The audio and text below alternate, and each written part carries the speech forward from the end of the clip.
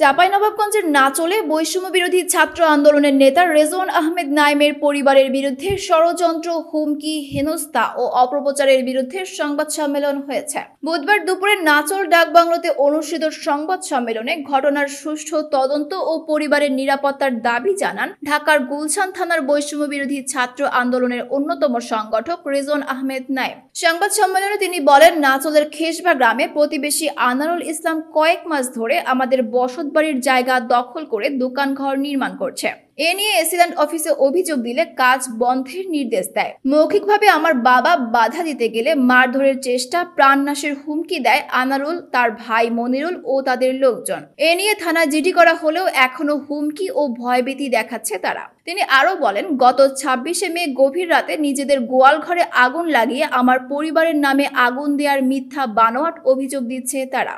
এমনকি আমার পরিবারের বিরুদ্ধে নানা রকম মিথ্যা অপবাদ দিয়ে ফায়দা হাসিলের চেষ্টা করছে আমাদের জমি দখলকারী আনারুল ও তার লোকজন। ঘটনার সুষ্ঠু তদন্ত ও বিচারের দাবি জানান বৈষম্য বিরোধী ছাত্র আন্দোলনের অন্যতম সংগঠক রেজওয়ান আহমেদ নাইম। এসিল্যান্ড ম্যাডামরে জানালে ব্যাপারটা, এসিল্যান্ড ম্যাডাম কার্যক্রম বন্ধ রাখার কথা বলে, কিন্তু মনিরুল বিএনপির শফিকুল চেয়ারম্যানের দোসর হয় এবং তার বিভিন্ন ব্যক্তিগত কাজের সূত্রে তার সাথে ঘনিষ্ঠ হয়।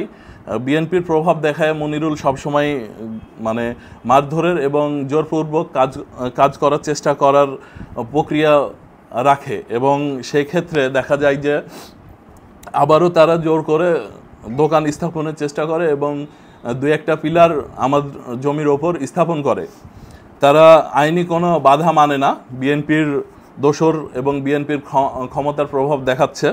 সেই ক্ষেত্রে পরবর্তীতে তারা সম্মিলিতভাবে গত 25শে মে রাতে আমার বাবাকে মিথ্যাভাবে ফাঁসানোর উদ্দেশ্যে তাদের গোয়ালঘরে আগুন সংযোগ করে এবং তারা আমাদের ওপর নানাভাবে সেইটা চাপিয়ে দেওয়ার চেষ্টা করে।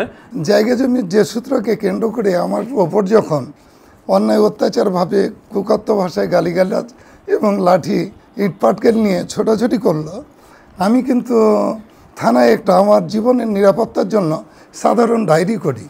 ডায়েরি দিক পর্যায়ে আপনার নাচল থানার এসআই আদিল সাহেব উনি কিন্তু যান, ওসি সাহেবের নির্দেশে। উনি যাওয়ার সাথে এটাই বললেন যে যেহেতু আপনার পার্শ্ববর্তী, তো সবাই আলোচনার ভিত্তিতে এটা সমাধান করেন।